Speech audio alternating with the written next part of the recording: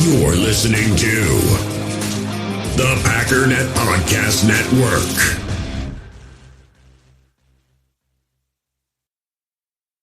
U.S. Cellular has noticed the way we use our phones has gotten ironic. We try to put our phones down for dinner, but the menu's on a QR code. That's ironic. We hit like on social posts that we don't actually like, which is ironic. Which is why U.S. Cellular created Us Mode, to help us reconnect with each other and use our phones less ironically. A phone company wanting people to use their phones less is ironic. Let's find us again with Us Mode from U.S. Cellular. Visit uscellular.com/built-for-us to get started. You're a podcast listener, and this is a podcast ad. Reach great listeners like yourself with podcast advertising from Lips and Ads. Choose from hundreds of top podcasts offering host endorsements, or run a reproduced ad like this one across thousands of shows to reach your target audience with Lips and Ads. Go to lipsandads.com now. That's LIBSYN ads.com. Hey, good morning, everybody. Welcome to Packers Total Access. My name is Clayton. You can check us out on Packernet.com. Find me on Twitter at Packers_access. You can email us, PackersTotalAccess@gmail.com.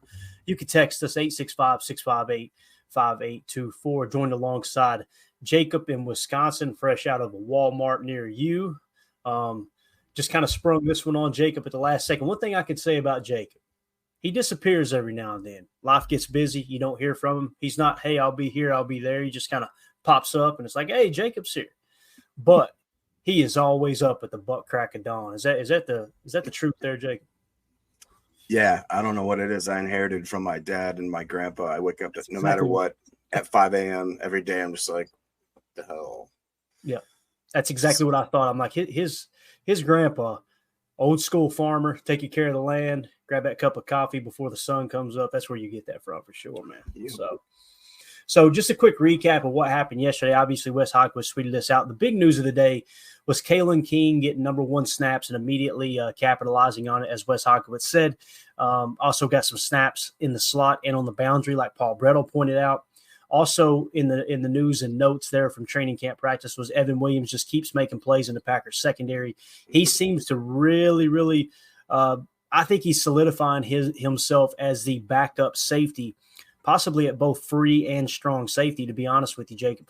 I don't think he'll surpass Bullard unless something goes just crazy wrong for Bullard and he really struggles. With what we've seen from Bullard so far and Evan Williams, kind of feels like that's going to be the top three dogs in that room. Now, Anthony Johnson Jr. may have something to say about that once we get a little deeper into training camp. So that was just kind of what was going on yesterday. Anything you want to add to that? I know we talked about it pretty extensively yesterday before we get into some Jordan Morgan talk here, man. I mean, yeah, we did talk about it pretty extensively yesterday.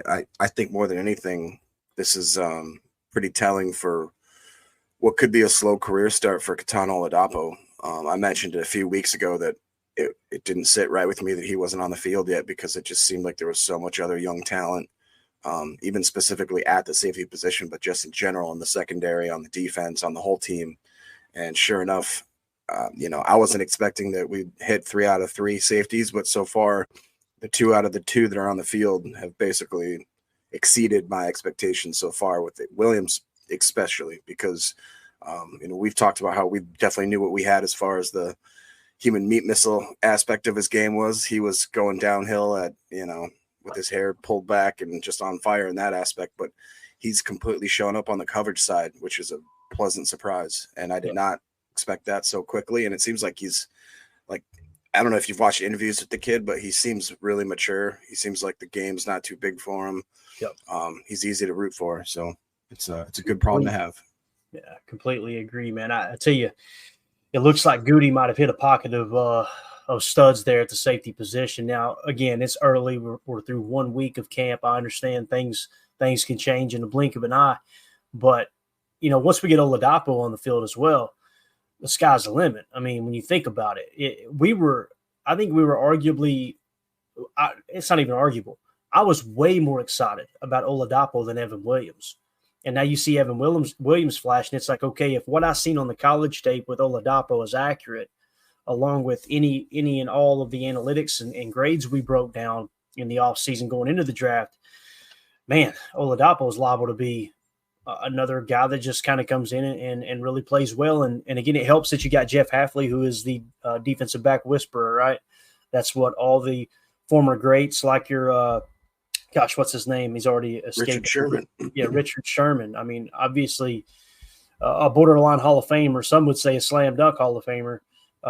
Played cornerback in that Legion of Boom back in the day. They don't win those championships without Richard Sherman shutting down half the field, that's for sure.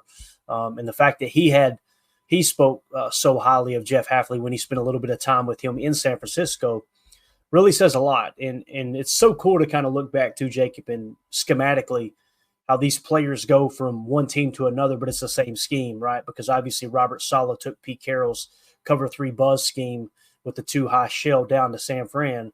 And then Jeff Hafley was there. And it seems like when Richard Sherman, this is what I'm trying to say, when Richard Sherman comes from a great defensive program in that era with the Legion of Boom, and he steps into San Francisco, and one of the things that sticks out to him the most is this young coach who's just an absolute stud at communication and knowing exactly what he's trying to accomplish with the secondary, really speaks volumes, because Richard Sherman came from one of the best defensive coaches and defensive staffs, I should say, in the league at the time. So it's going to be exciting, man, for sure. Let's talk some Jordan Morgan, man. Obviously, the thing that I talked about a little bit yesterday when we were doing our training camp coverage, Wes Hodkiewicz and several other people tweeted out. He said, I ain't Larry McCarron, but I thought Jordan Morgan had 2 solid reps while playing guard against Devontae Wyatt in one-on-ones. The reason I wanted to highlight that real quick is because, obviously he was a left tackle in college, he being Jordan Morgan. Played really well as a tackle in college. Obviously well enough to be a first-round pick. But it seemed like since day one, LaFleur kind of seen him as a guard. And you'll notice early on, depending on how well you feel about Rasheed Walker, we had talked about, maybe he could play guard, because they're talking about he could play pretty much any position on the offensive line outside of center. Maybe he can play center too. I don't know. But I think everybody, with it being a first-round pick, a large majority of us kind of expected him to come in and unseat Rasheed possibly. But obviously Rasheed hanging on to that, and they plug him in at right guard, and it seems like Jordan Morgan's fitting right in at right guard. Which is really exciting, because when you look at his tackle grades from college, Jordan Morgan here graded out as an 83.4 his final year in college at Arizona. That was what, 1, 2, 3, 4, 5, 6, 7th best in all of college football from an offensive grade standpoint. And when you look at what he did really well, that pass blocking grade of 87.1, right? That's phenomenal. It looks like it's probably 4th highest in the country there, according to those grades that are on screen. Now, his run blocking was solid too at a 77.0, and with a 6'6", 320-pound frame, with what he played with in Arizona, really shows you this dude can move, man. That's one of the things that they really liked about him was his RAS. Obviously, they probably have another grading system that they use other than RAS, but essentially it's the relative athletic score. How does he stack up against everyone else at that position in the history of the game? And he was right there towards the top. So obviously he's got the height, he's got the a little bit of the reach. He's obviously got the weight, he's got the agility. Everything seems to line up here for Jordan Morgan for sure. Now, when you look at his entire college, is there anything you want to hit on there as far as those tackles and how that grades out, Jake, before I move on to his entire college career? No. It's I think the Packers are using him kind of where they need him. I think if we maybe, God forbid, if something happened to Walker, if Tom doesn't actually come through with his injury recovery, I would think that we would probably want to kick him out. But as of right now, I think our biggest weakness by far is probably that right guard position. So I think it's just the fact that he's so talented and honestly, I think it's a great spot for him to kind of dip his toe into the water as a rookie, as a pro. And then, once he solidifies that guard position, I don't think there's any reason to think that he couldn't be the swing tackle that's already on the field for us. And then hopefully we got another pipeline coming up in that guard position to kind of be the swing replacement there. Yeah, completely agree, man. The value that's there, let's say, and again, I hate to even mention it, but we're all grown adults here, right? Like, injuries happen in football, happens all the time. If for some reason Rasheed Walker goes down, then you just you kick Jordan Morgan over to left tackle, unless Caleb Jones takes a step and he makes the roster and he's your backup tackle. Yep. But if you do kick him over to left tackle and then you throw in, a Sean Ryan into right guard, Sean Ryan has starter experience. Now, some would say it's not great experience. I understand, he didn't play at a high level by no stretch of the imagination, but you've also got a young Jacob Monk, which it sounds like Jacob Monk's going to take some time. It's going to take some time for him to get acclimated to the pro game in this offense. At least that's what I'm hearing. But nonetheless, man, you put yourself in a position where you've got a backup left tackle at right guard. I personally don't like having to move two bodies for one injury, And what I mean by that is Jordan Morgan kicking the left tackle and then bringing someone in for Jordan Morgan. Now you theoretically got worse at two spots as opposed to just one. But at the same time, they may see the value of Jordan Morgan at backup left tackle, far exceeding any negative that might come along with it. So going to be interesting for sure. So Jordan, go ahead, Jay. You got something else or no? No. Okay. Jordan Morgan, here is his complete PFF college card. Obviously 6'6", 320. He was a senior last year. Offensive grade last year, 83.4. Pass block grade, 87.1. Run block grade of 77.0. The thing I wanted to point out here was look at how he kind of he stabilized his grade from 22 to 23, but I really want to point out that in 22, sometimes you can go back a year and go, ooh, I don't know, last year was kind of bad. I mean, when you look at it, 84.2, he was actually slightly better in 2022 as the 10th highest graded tackle in college football as opposed to 2023 where he's the 13th highest. So that's just something to kind of take into consideration there, that he's had two really good years of football, right? Yeah. And again, he's good at everything. He's good at run blocking. Some would argue he's elite at pass blocking. So if anything, it's really going to help protect Jordan Love on the interior too when you go up against some of these tough three techs. And who do we got week one? Philadelphia. They got one of the stoutest interior defensive lines in all of football. Yeah. It's going to be nice to have someone who's got tackle experience and a pass blocking grade of 87.1 at the college level. They're protecting Jordan at right guard. So that's probably the NFL defense with the most Georgia players other than Green Bay. What'd you say? I'd say so, yeah. I'd say so. They got pretty much the last two championship winning defenses. They drafted almost everybody they could. Yeah.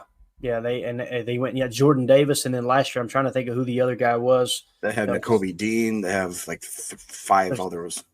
There's another defensive tackle that was just an absolute stud too that they got. But yeah, it's Jalen. I don't know. I don't have to right now. Yeah. So anyway, they prioritize their defensive front. There's no two ways about that. So the reason I wanted to talk about this is I've been reading Bobby Peters' book. And if you guys have not picked it up yet, look for the 2023 Green Bay Packers Complete Offensive Manual by Bobby Peters. And it's real telling what he kicks the book off with. And I wanted to go back to it. I'm far into the book and pass it up, but I wanted to come back to it because it's the staple of Matt LaFleur's offense. And that is what we refer to as, this scheme has always been labeled as a wide zone boot scheme, meaning you run a lot of wide zone runs and then you bootleg off of it. How many times have we see Jordan Love bootleg left and throw across his body? Because defenses kind of give you that to a certain extent, thinking you would rather a quarterback throw across his body than be thrown on his arm side, right? So the wide zone run is the staple. It's the backbone to Matt LaFleur's offense, and more specifically the Kyle Shanahan tree. Now, they've taken it a step further with what we refer to as weak outside zone, meaning you're running outside zone to the weak side of the formation, okay? And we're going to break this down and explain what all that means. And Bobby Peters, like I said, go pick his book up. It's an amazing book. He did a phenomenal job. Here's a page out of it. I'm going to read it real quick, okay? It says, outside zone weak is a foundational concept for the Packers. It is the starting point for how most teams outside zone. It's often the simplest version and can be called out of any formation. The thought process is to try and capture the B gap on the play side against 4 down over front. So I'm going to say that again. The thought process is to try and capture the B gap on the play side against 4 down over front. So let me hit pause for just a second. When we say over front, what are we talking about? We've covered this before. If you go to the defensive fronts, and over front is where the D tackle on the strong side is in a 3 tech, and the D tackle on the weak side is in a 1 tech. And again, if you pull up the text, 3 tech means they're shaded to the strong side. So they are shaded to the Y on this graphic right here. right? So if they're shaded to the strong side where the Y is attached, which is essentially the tight end, if that's the case, when you run weak side, you're already playing with a +1 hat count.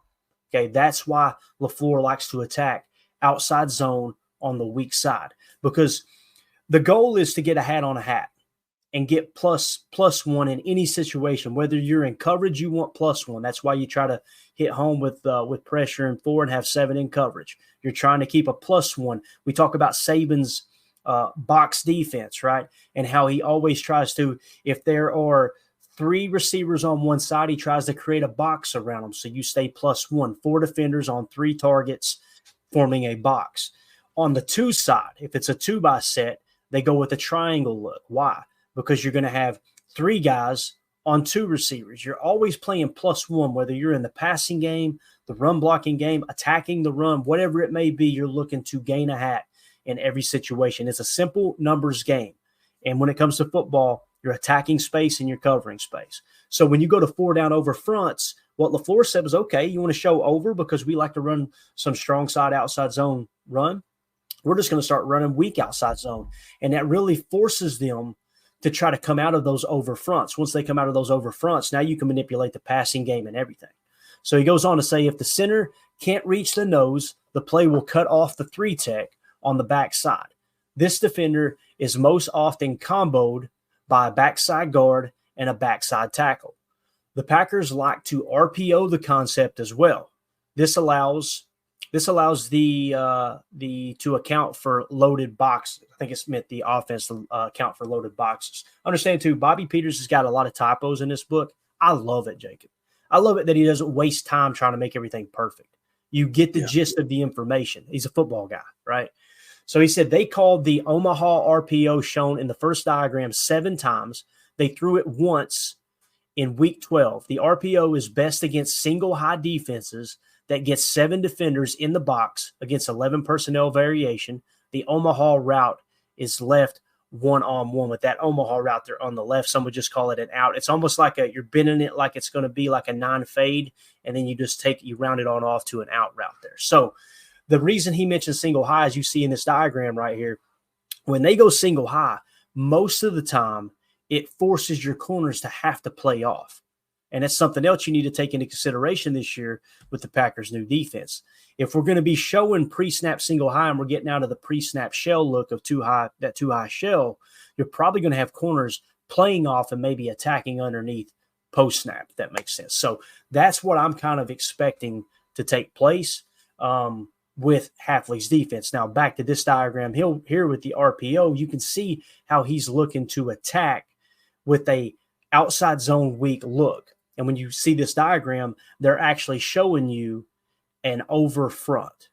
Okay, Jacob should be back here in just a second. With the over front, notice how the defensive tackle on the strong side being, the tight end side on the left here in this diagram, it's a strong left. The defensive tackle on the strong side is in a 3 tech in between the guard and the tackle. The nose is in a 1 tech in between the guard and the center. Okay, so that's how that kind of lines up. Now, let me pull up another diagram for you guys here, and let's go this route, and I'll show you the RPO. I basically drew all of this up here. So essentially what happened is you've got the same exact look where you're in a dub set, and it is a nasty split. Notice how you got the X and the F or the fly on the right side in a close split. On the left side, you get the Z. I mean, he's snugged up almost like an extra tight end, although he is flexed just a touch. All right. So you see they're in an overlook here, right? And when you see the defensive tackle right here in between the guard and the tackle, that's your 3 tech. The defensive tackle or the nose, which is always playing closest to the center, is obviously in a 1 tech. The reason they're shaded in an over is because they're trying to prevent that +1 hat count for the offense, with the Y being on the left side here. So when you do that, you're forcing them to shade into an over in most cases. When they shade into an over, now you can go weak side outside zone, and that's how you can gain in the hat count. Now, there's a few different points to point out here. This safety could be in the box, right? They were showing a diagram where he was down here in the box. That's okay. I just had him playing just a touchdown, almost not quite spur, but close to that point. Now, with the RPO aspect, okay, first of all, the defense is in an over. We've already established that. with the RPO aspect and this Omaha look that he's talking about, I just call it an out route because Omaha is actually another term that's used for a route combination, a passing concept too. So does the Z have cushion and you got to prep for the right end in the throwing lane? And what I mean by that is this corner playing off or is he playing snug? If he's playing snug, Jordan's probably going to peep that and say, you know what? I'm not even going to try that because this guy may fade and then jump the route. It's just a guessing game at that point. Now, if he's playing cushion, now the RPO is on the table. So in most cases, RPOs are decided at the line of scrimmage pre-snap, meaning Jordan comes to the line of scrimmage. He sees this look. He sees the cushion and thinks, all right, if that corner does what I think he's going to do, I'm just going to fire this RPO out there. Now, if he comes up and this corner is playing, a little snug or maybe outside leverage, and okay, that little out route, that little Omaha is not going to be there, then pre-snap, he says, okay, let's just give it to the T and let's run the rock here. US Cellular has noticed the way we use our phones has gotten ironic. We try to put our phones down for dinner, but the menu's on a QR code. That's ironic. We hit like on social posts that we don't actually like, which is ironic. Which is why US Cellular created Us Mode, to help us reconnect with each other and use our phones less ironically. A phone company wanting people to use their phones less is ironic. Let's find us again with Us Mode from US Cellular. Visit uscellular.com/built-for-us to get started. You're a podcast listener, and this is a podcast ad. Reach great listeners like yourself with podcast advertising from Lips and Ads. Choose from hundreds of top podcasts offering host endorsements, or run a reproduced ad like this one across thousands of shows to reach your target audience with Lips and Ads. Go to lipsandads.com now. That's LIBSYN ads.com. You're a podcast listener, and this is a podcast ad. Reach great listeners like yourself with podcast advertising from Lips and Ads. Choose from hundreds of top podcasts offering host endorsements, or run a reproduced ad like this one across thousands of shows to reach your target audience with Lips and Ads. Go to lipsandads.com now. That's LIBSYN ads.com. You're a podcast listener, and this is a podcast ad. Reach great listeners like yourself with podcast advertising from Lips and Ads. Choose from hundreds of top podcasts offering host endorsements, or run a reproduced ad like this one across thousands of shows to reach your target audience with Lips and Ads. Go to lipsandads.com now. That's LIBSYN ads.com. Okay, so that's what we're talking about with pre-snap. Does the Z have cushion? That's the first question. He does in this case, so the RPO is on the table. Now, the other thing is the right end. Prep for the right end throwing lane, okay? Meaning you can fire that thing out there, but you got to make sure you got a throwing lane. If this right end rushes outside and gets his hands up, that RPO is not going to be there. It's something you've got to be aware of in a split second. And it's not anything in regards to Jordan Love maybe not throwing that out route on the RPO. It's simply getting the right arm angle. And you got to have the arm talent to throw it multiple platforms and different arm angles to make sure you hit the proper throwing lane so the right end doesn't just bat the ball down. Jordan Love is one of the best in the game at doing that, albeit in early career. So that's what we mean by does the Z have cushion and prep for the right end throwing lane. All right. Now on to the run side. Let's say that the corner is playing just a little bit of outside leverage, trying to funnel it back into this single high look, trying to funnel the Z back in. He's going to take away anything on the outside and deep.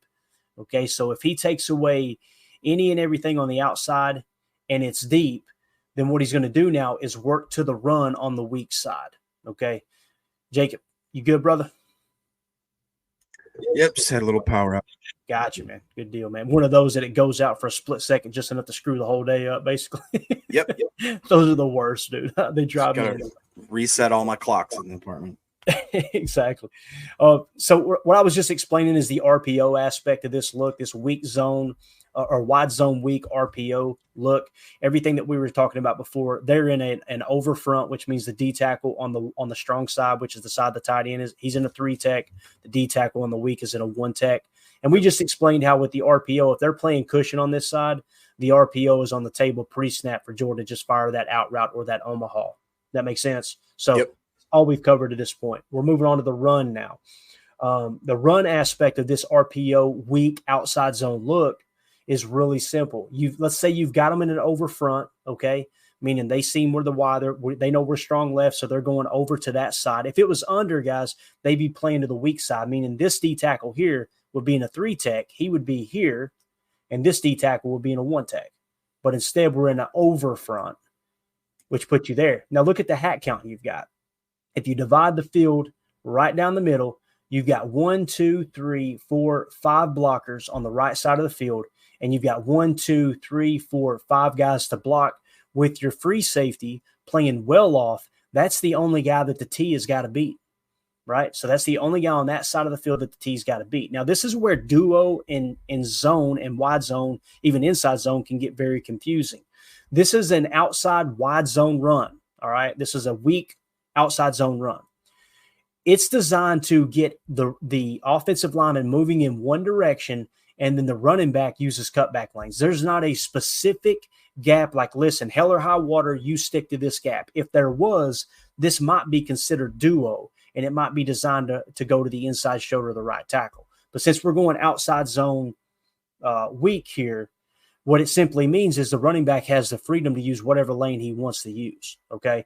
Now, couple things. The reason it looks similar to duo is because look at what you're doing with your guards. Your left guard, you're doubling the nose and then trying to get out to the mic. Your right guard, you're doubling the D tackle on the opposite side and trying to get out to the wheel. So you're looking to double, next level, and get those backers cut off. And here's the important read. The running back reads the left end out to in. What does that mean? Notice how the left end, as it sits right now, and I'm going to pull the techniques up again. He's playing the outside shoulder of the right tackle. That would make it a 5 tech. If you look right here, let's just go flip here. We're actually in a strong left. On this diagram, it's strong right. Go to the left side, the outside shoulder of that left tackle here, but just flip it because we're going weak side here on this specific play. That's what we call a 5 tech, outside shoulder of the tackle. So since that left end is in a 5 tech right here, the running back is going to read it out to in, meaning if this left end, if he busts out, right, let's say he just kind of goes head up and takes on the tackle straight on, then what's the running back going to do? He's just going to bounce this thing out, right? He's going to keep it outside. That's what he's going to do. Now, if this left end, as soon as the ball snapped, he plays kind of contain or sets the edge and gets out here, guess what the running back does? He cuts it back in, right? And that's the beauty of zone run. And again, the right guard gonna block this D tackle and then get to the next level and hit the wheel. So the only person on this play, on this weak side outside zone run, is this free safety. So by the time he gets down in here, the running back should have a full head of steam. If the X blocks the nickel back there, the slot, if the fly gets to the corner on the boundary or on the outside, then it should be one-on-one with the free safety. And look at the run and go the T's going to have. That's why Matt LaFleur absolutely loves the wide zone weak RPO plays.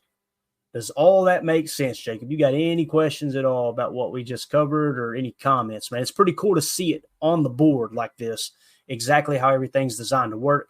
And this is where it's important for Jordan to come out. First thing he looks at is going to be the fronts. He's going to look up and go, okay, they're in an over front, wide zone weaks on the table. What's the cornerback doing? I've got free reign. Everybody thought it was just always Aaron Rodgers doing what he wanted to do on the field. This is all baked into Matt LaFleur's offense. No, what's crazy, though, is that all that made sense. The terminology, everything. It's great because I bet you we could have ran through that and I would have said, oh, yeah, I understand. Right. A year or two ago and been like, I didn't really understand most of it. But, yeah, I got everything there. All the concepts, everything. Yeah, it's great. Yeah. And all it takes is repetition.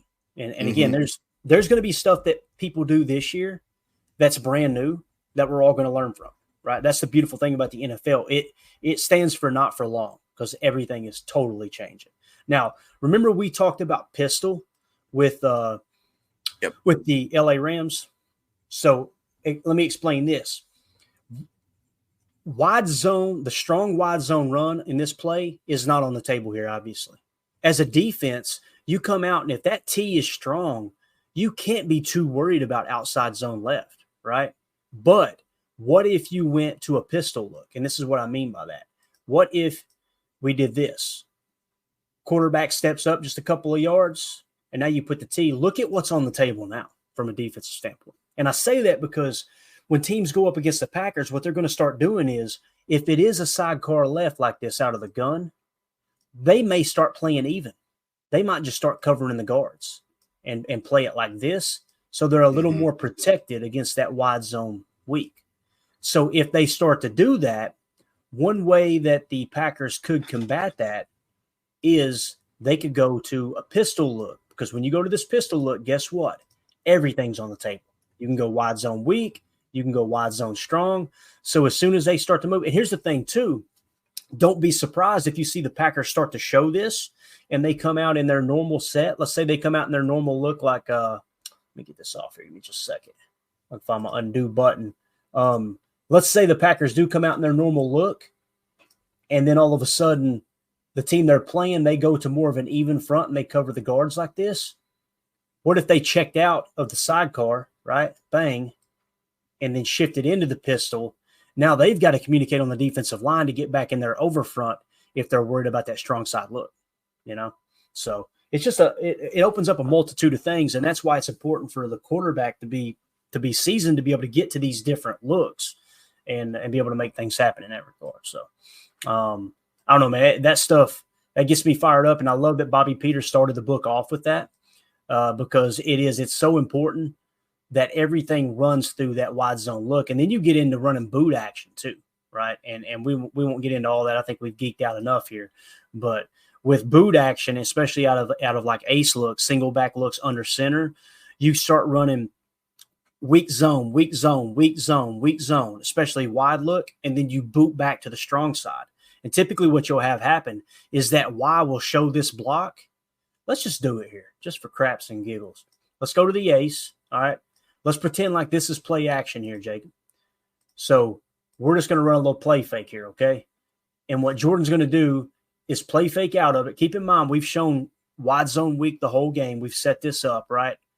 And let's say that in this case, instead of going to this RPO look, this route here is just going, let's say it's just going to stretch the defense. Let's say the Z is just going to kind of get out here and bend this thing out, right?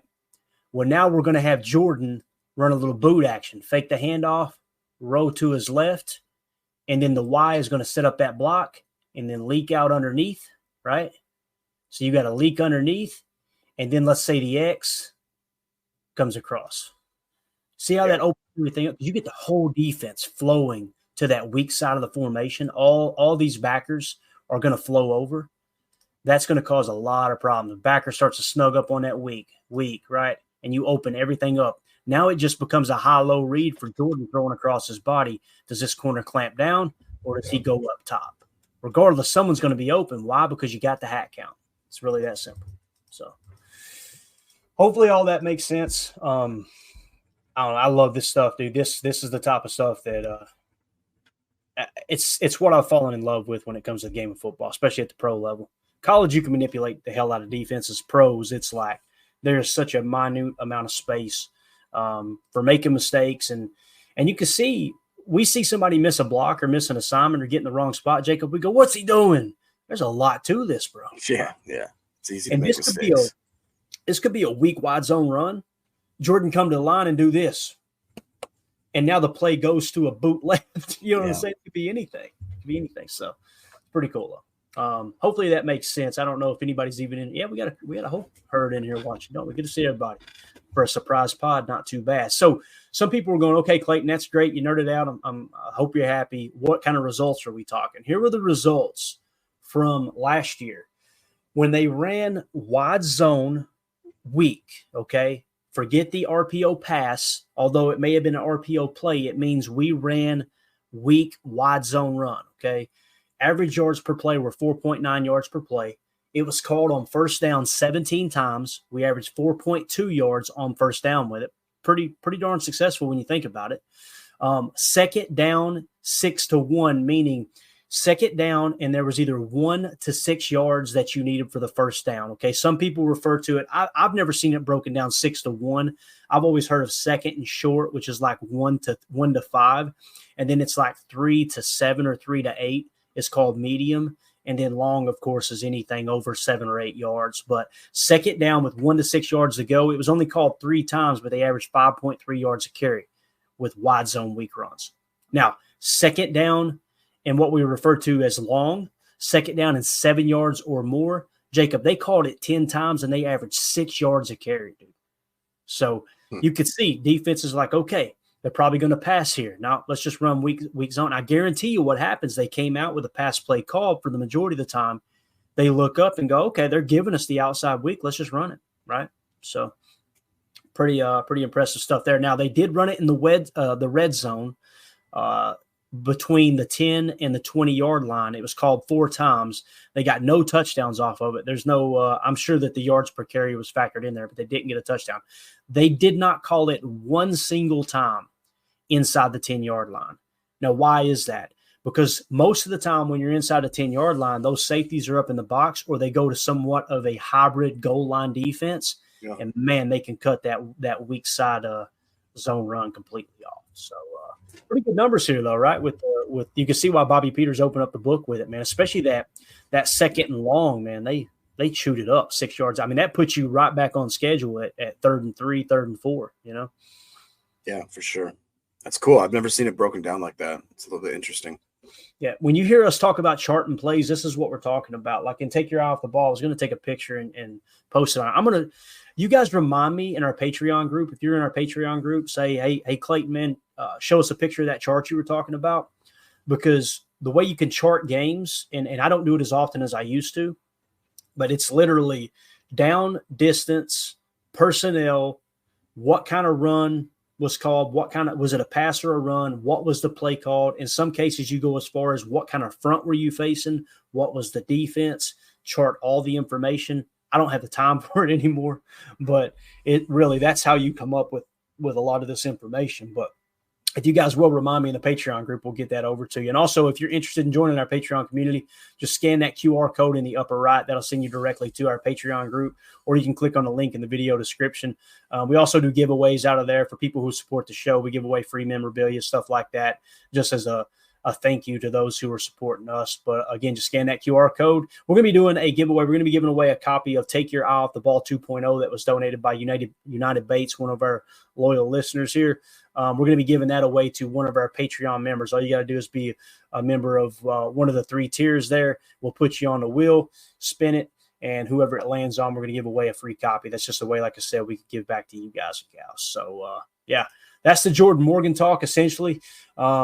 Before we wrap it up, Jacob, anything else you want to add to that? Because the whole reason I got into that talk was because Jordan Morgan, man, he has the athleticism to be able to get that double on the backside nose, right, off the line, and the ability, the athleticism to get to that Mike backer and cut that play off, because it's the most important aspect of that. So if we've got him at right guard here, right, look at his job. At right guard, his job is to help double that one tech and then cut off the wheel, right? That's his job. You got to have athleticism to do that. So I think everything we've seen so far, man, Jordan Morgan has the athleticism to do it for sure.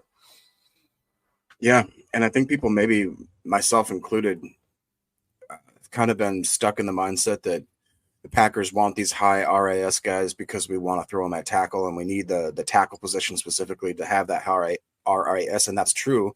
And I think that's a fair assessment that most of the time they want them to be up in that high, 9+.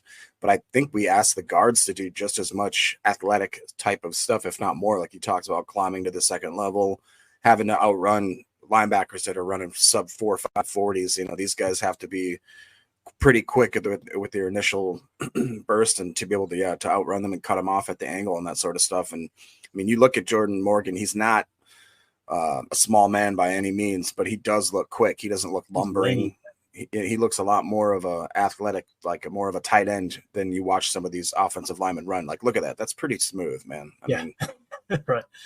Yeah. It's exciting, man. And you bring up a great point there. It's like every scheme is different. I always list left tackle as your tier 1 of importance position alongside with quarterback. Now, obviously, quarterback's more important than left tackle, but you've got to be able to protect your quarterback in deep drops. You got to, especially with the righty, you got to protect his backside. But when you look at LaFleur's offense, that play specifically, that was the staple for Matt LaFleur's offense last year in the running game, right? Did you notice the left tackle pretty much is obsolete in that whole play? You could literally, they're essentially letting the guy that's lined up over him in the right end just come at the quarterback, and he's just helping double over on the 3-tech that's pretty much getting cut out of the whole play. That's what Bobby Peters was talking about.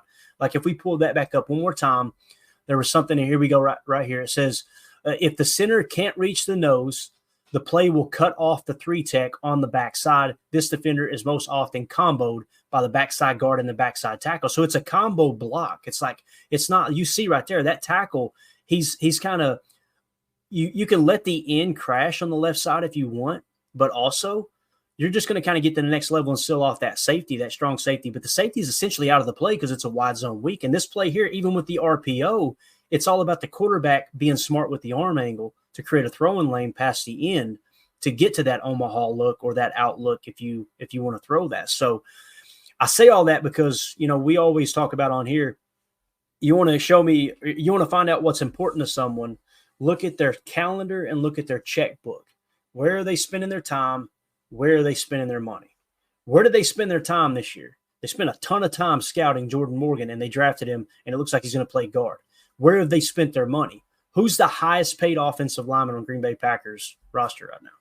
Delton Jenkins, left guard. So they're spending their money at the guard position right now, right? They're spending draft capital at the guard position. I think we just found out why in that little breakdown, because they love a lot of what the guards can do athletically to get to that second level in some of those wide zone looks and whatnot. So you mix in the RPO with it, and Jordan having the arm talent, the arm angle, and the smarts to be able to diagnose at pre-snap. Remember what Greg Cosell said on the show yesterday. This dude by the second half, he was changing the play, changing the protection. He had everything pre-snap going for him. Now, go back to what we talk about as the most important. That's a great look there. Look, getting off the double. That's what we were just talking about. Look, getting off the double, next level, right? But I don't know. It's just, I lost my train of thought there with what Greg Cosell said, but just basically being able to pre-snap. Oh, that's what it was. The 4 most important things. One of them is not arm strength. I think most, if not all quarterbacks at the NFL level have enough arm strength, but it's pre-snap read, post-snap read, accuracy, and quick release. Jordan Love has now proven he's got all 4 of those. Now, can he stay consistent, stay hungry, and continue to work at it? Watch him drive right here. And I know it's just a drill, but look at this, Jacob. Yeah. Look at his feet, bro. Poor Caleb. I think it was Caleb Jones, too. Poor Caleb's like, but just come on, let's practice. What are we doing here? So, anyway, we've nerded out enough over that. Anything else you want to add to the Jordan Morgan talk about? No, that's about it. All right, cool. Let's do this. Let's talk a little Jordan Love, another Jordan on the team. 33rd team put this out there. We're always talking about first half versus second half, first half versus second half. There's some Packer fans now that are claiming he didn't have a bad first half. I don't understand why we're trying to lie about it. It is what it is. It's not a big deal. He got better as the year went on. That's the most important aspect. But 33rd team tweeted this out. Jordan Love dominated down the stretch last season. This is the best breakdown I've seen of showing first half versus second half, basically weeks 1 through 9, weeks 9 through 19. Weeks 1 through 9, he had 14 touchdowns, 10 interceptions. Not horrible, right? 223 yards per game, though, 6.7 yards per attempt with an 80.5 rating. Then you go on to games 9 through 19, 23 touchdowns, 3 interceptions, 261 yards per game, 7.8 yards per attempt, and 111.9 rating.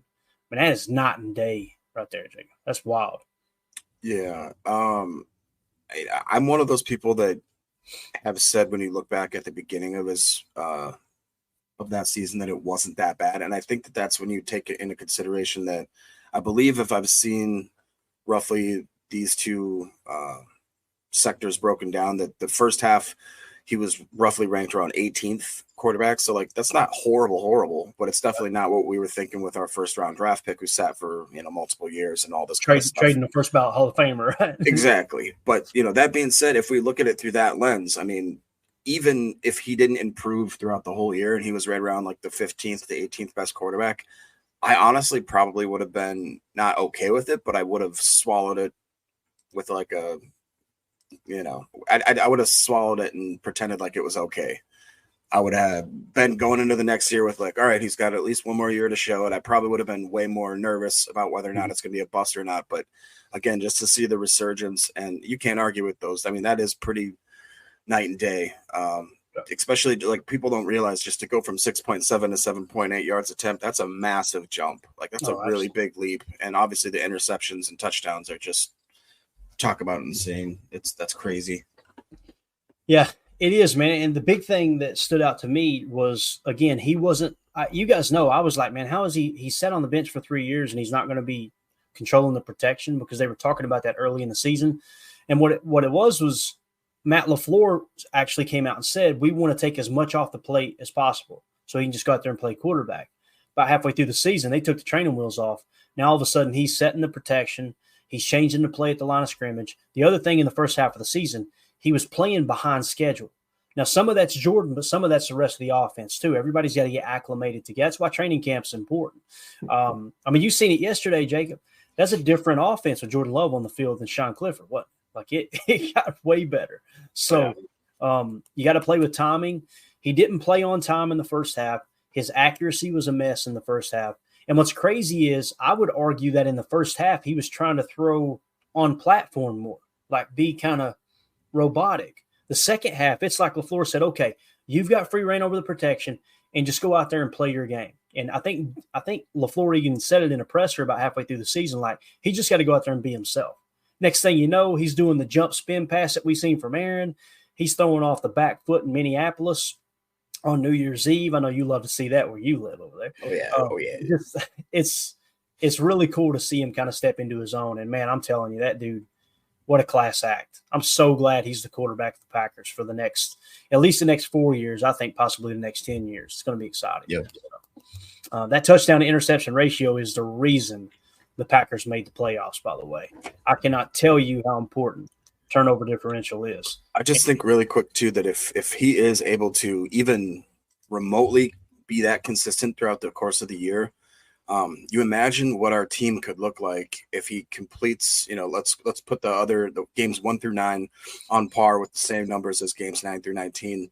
Let's then add in all the second-year steps from players that were now not, versions to this offense, but we do have first-year players that are going to be really stepping in. And then the biggest part of it to me is if that defense is even close to being a top 10 defense, even a bottom, a plus side of the 15th ranked or 16th ranked defense. We haven't had that in so long. And I just like this team could be legitimately, I don't know, dude, 14, 15 wins just because if the quarterback play is that good, if the offense is humming and the defense is that great, like, I don't know, dude. I really have our heights set pretty freaking high. Cause I don't know. And if Anders Carlson keeps this streak going where his dude's nearly perfect and he's booting it from 50 plus, no problem. I mean, this team could be crazy good, dude. Crazy good.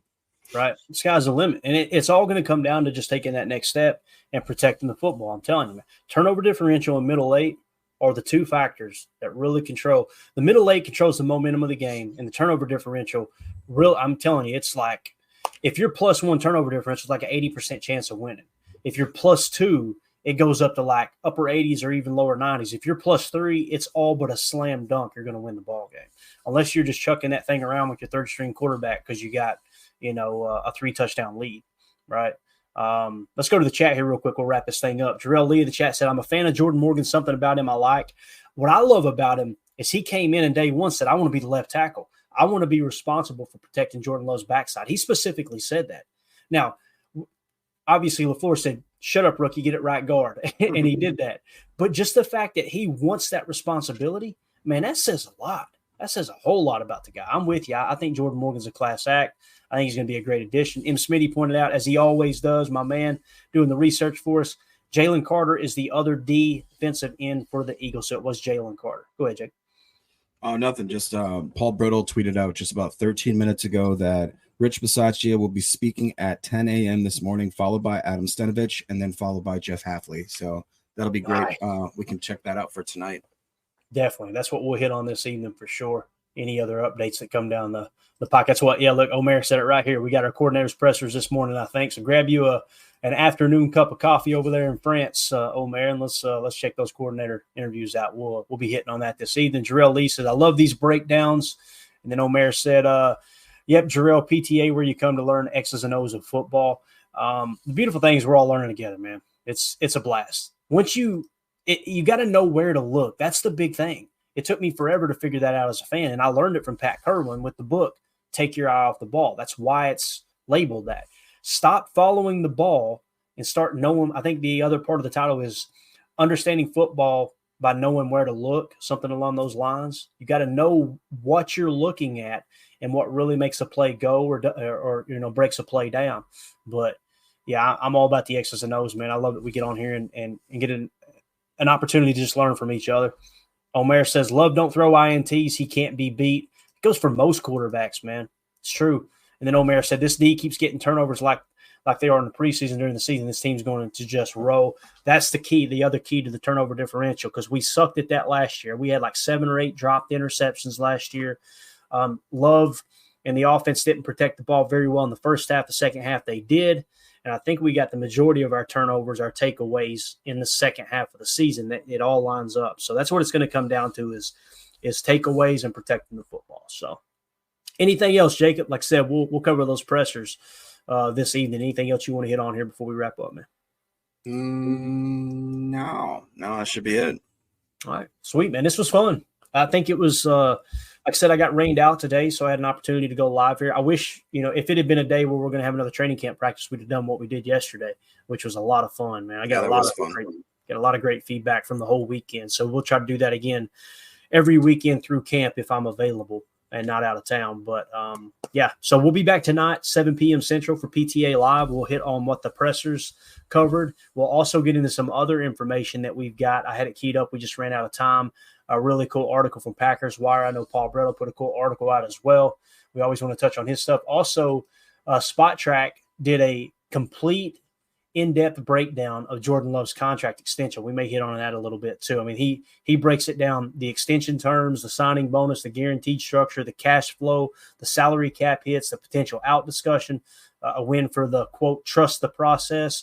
It's a really cool article. We'll make sure that we hit on that. I'll make a note so we don't miss it tonight. So that being said, we're out. We'll see y'all at 7 p.m. Central. Appreciate everybody hanging out with us. For those of you listening on the pod, thank you for making us a part of your day. As always, let's go out and be the change we want to see in the world. And go Pack, go.